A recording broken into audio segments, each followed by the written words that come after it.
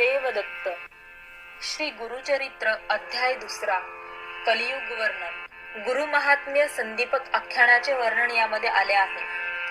ओम श्री गणेशाय नमः.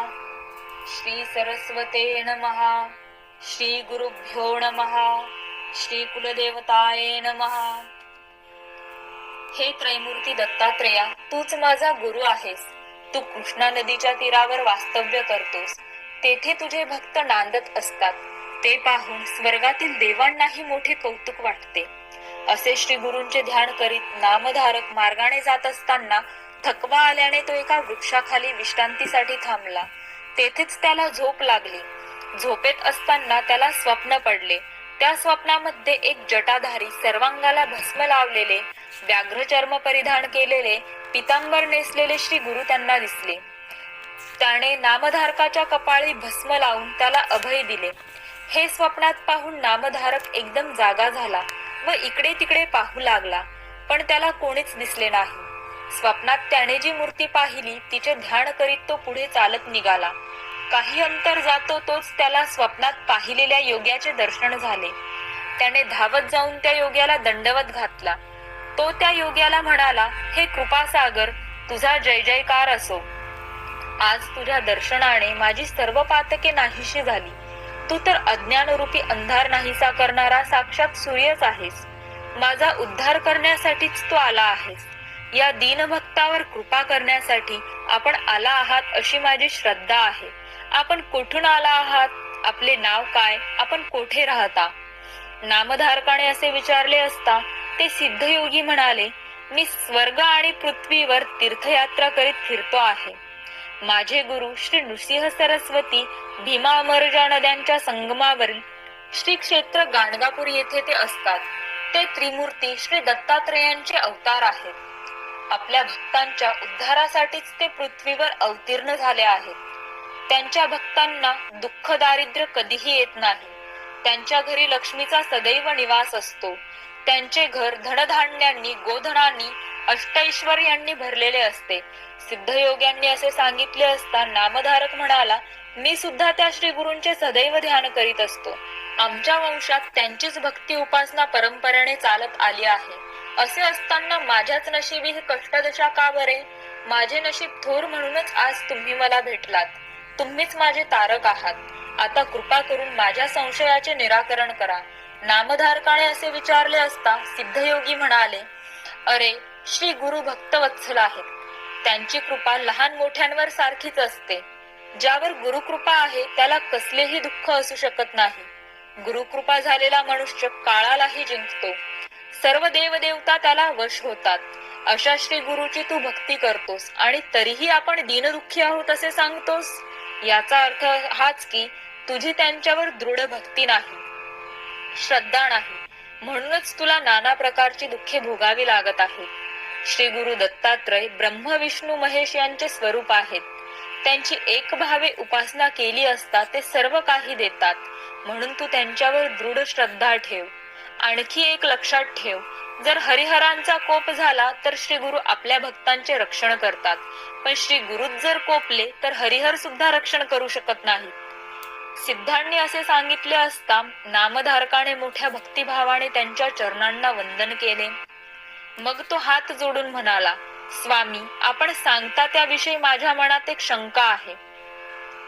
श्री गुरु दत्तात्रय हे ब्रह्म विष्णू महेश यांचे स्वरूप आहेत. ते त्रिमूर्ती आहेत. ते त्रिमूर्ती अवतार आहेत हे कसे काय? आपण असेही सांगितले की हरिहर कोपले तर गुरु रक्षण करतात, पण गुरुच जर कोपले तर कोणीही रक्षण करू शकत नाही. हे कसे काय बरे? हे वाचन कोणत्या शास्त्र पुराणातले आहे? कृपा करून माझी ही शंका दूर करा. सिद्ध म्हणाले, नामधारका, तुझी शंका रास्त आहे. तुझ्या शंकेचे उत्तर मी वेदरचनेच्या साक्षीने देतो. ते लक्षपूर्वक ऐक. ब्रह्मदेवाच्या मुखातून 4 वेद व 18 पुराणे निर्माण झाले. त्या 18 पुराणांत ब्रह्मवैवर्त नावाचे पुराण अतिशय प्रसिद्ध आहे.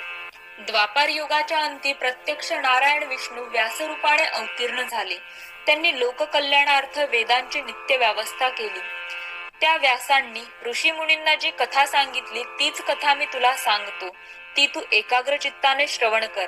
ब्रह्मदेवाने कलियुगाला गुरु महात्म्य सविस्तर सांगितले.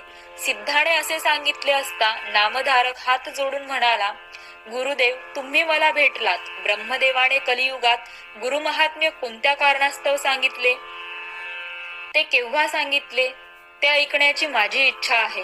कृपा करून ते सविस्तर मला सांगा. नामधारकाने अशी विनंती केली असता सिद्धयोग्याने ती कथा सांगण्यास सुरुवात केली. ते म्हणाले, ऐक तर. जेव्हा प्रलय झाला तेव्हा आदिमूर्ती नारायण भगवान विष्णू अव्यक्त स्वरूपात व्याकपात्रावर पहुडले होते. त्यांना सृष्टीची रचना करण्याची इच्छा झाली. जागृत झालेल्या त्यांनी आपल्या नाभीतून कमळ उत्पन्न केले. त्या कमळातून ब्रह्मदेव प्रकट झाले. त्यांनी चारी दिशांना पहिले ते चतुर्मुख पाहिले.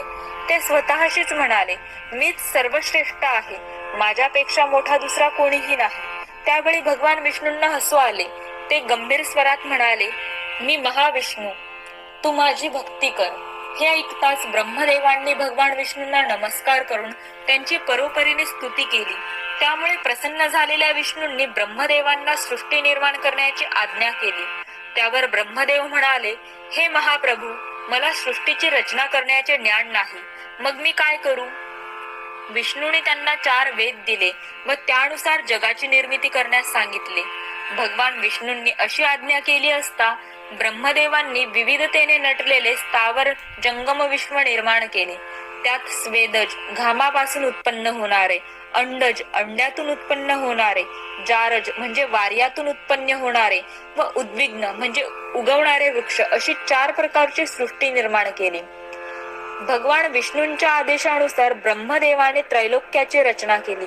मग त्यांनी सनकाधिक मानसपुत्र, मरीची इत्यादी सप्तर्षी देव आणि दैत्य उत्पन्न केले. मग ब्रह्मदेवांनी कृतयुग, त्रेतायुग, द्वापारयुग आणि कलियुग अशी 4 युगे निर्माण केली. ही 4 युगे ब्रह्मदेवांच्या आज्ञेने क्रमाक्रमाने पृथ्वीवर अवतरण होतात. ब्रह्मदेवांनी सर्वप्रथम कृतायुगाला पृथ्वीवर पाठविले. कृतयुग म्हणजे सत्ययुग. त्याची वैशिष्ट्य सांगतो ती ऐक. ते सत्ययुग सत्यवचनी, वैराग्य संपन्न, ज्ञानी व सत्वगुणांची वृद्धी करणारे होते. त्याने शुभ वस्त्र परिधान केले होते. त्याच्या खांद्यावर यज्ञोपवीत, गळ्यात रुद्राक्षमाळा व हातात कंकणे होती. त्याने पृथ्वीवर येऊन लोकांना सत्वगुणी सत्प्रवृत्त केले. त्याने लोकांना तपश्चर्येचा मार्ग दाखविला व लोकांचा उद्धार केला. सत्ययुगाचा कालावधी पूर्ण होताच ब्रह्मदेवाने त्याला परत बोलविले. मग त्यांनी त्रेतायुगाला पृथ्वीवर पाठविले. त्याची लक्षणे सांगतो ती ऐक. त्या त्रेतायुगाचा देह स्थूल होता. त्याच्या हाती यज्ञ सामग्री होती. त्यामुळे त्रेतायुगात सगळे लोक यज्ञयाग करीत असत. त्याने कर्मयोगाची स्थापना केली. वृषभ हे धर्माचे प्रतीक त्याच्या हाती होते. त्याने पृथ्वीवर धर्मशास्त्राचा प्रचार केला. आपला कार्यकाल पूर्ण झाल्यावर ते आनंदाने परत गेले. मग ब्रह्मदेवांनी द्वापार युगाला पृथ्वीवर पाठविले. त्याच्या हातात खट्वांग व धनुष्यबाण ही शस्त्रे होते. ते उग्र, शांत, निष्ठुर व दयावान होते. त्या युगात पाप पुण्या समान होते.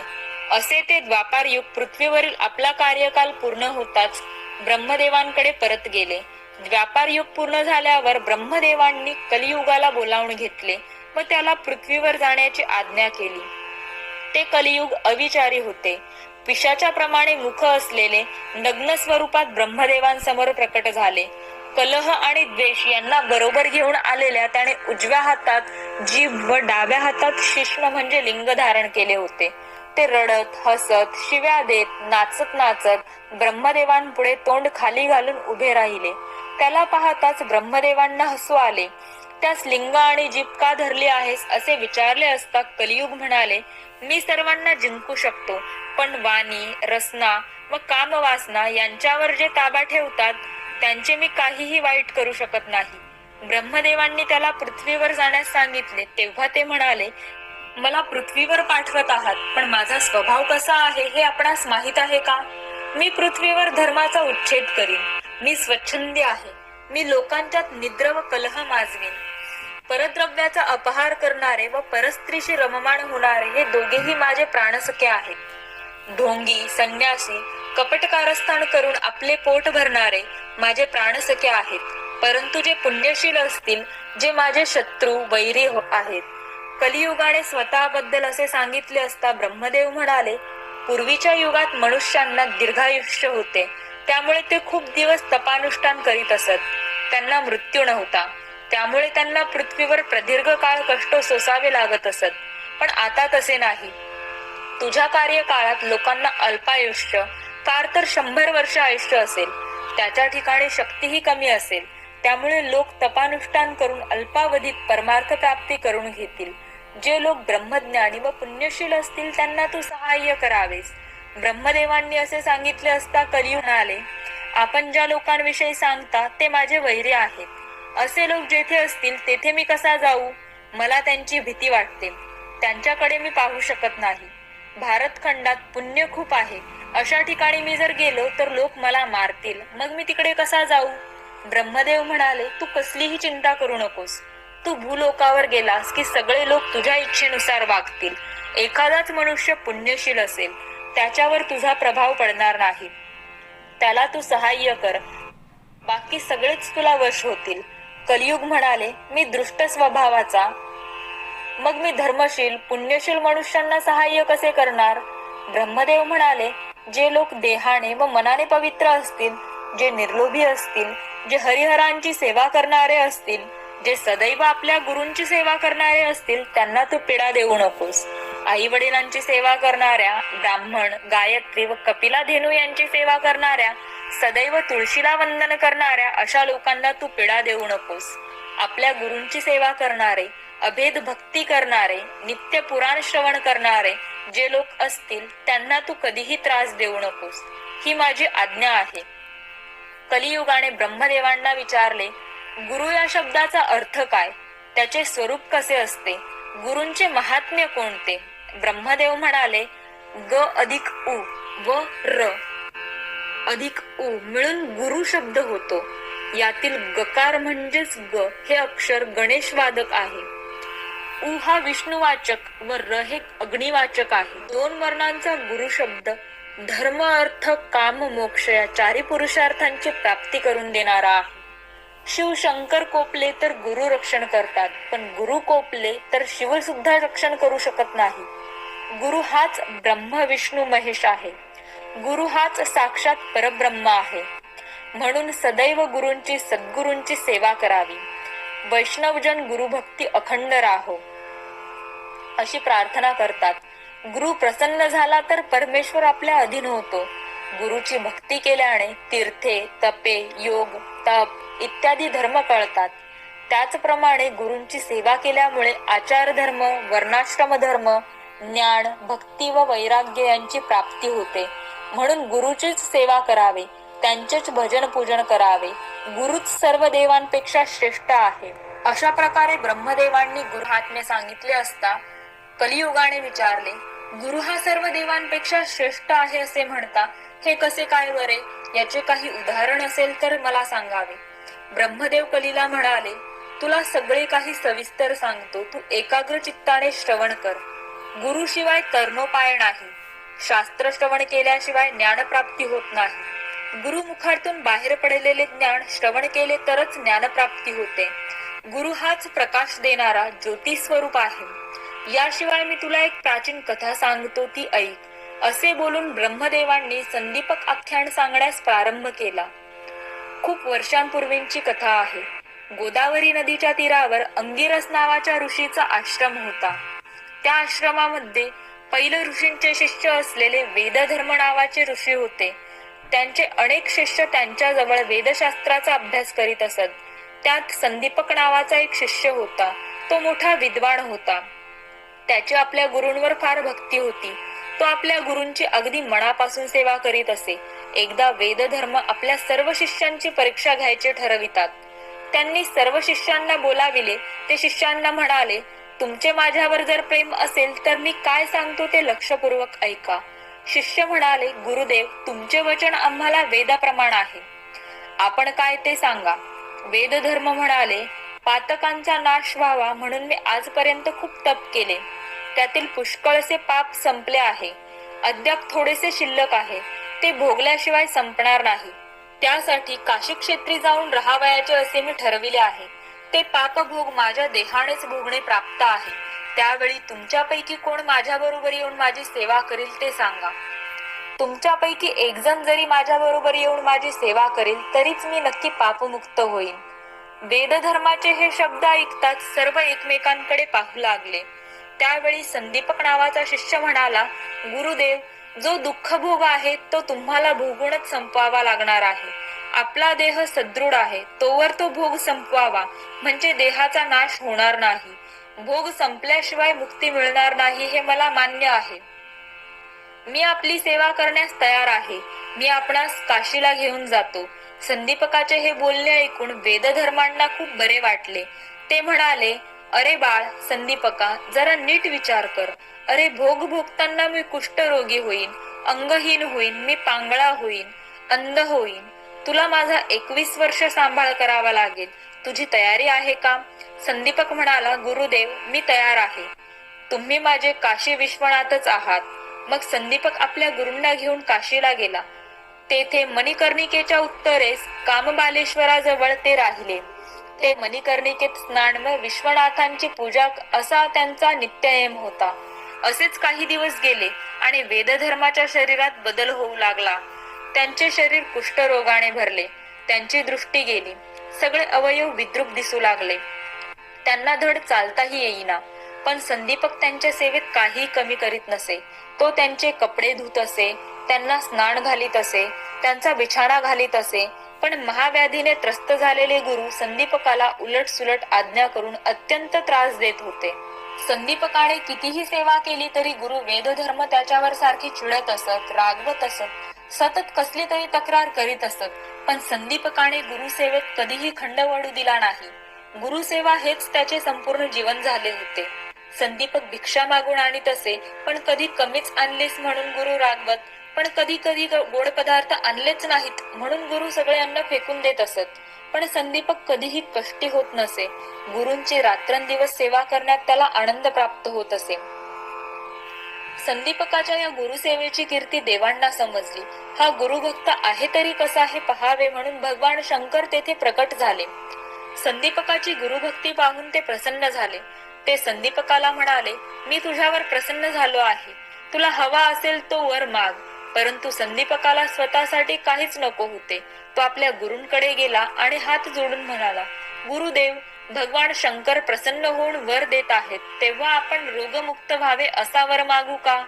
वेदधर्म रागावून म्हणाले, मुळीच नको. माझ्यासाठी देवाकडे कसलीही भीक मागू नकोस.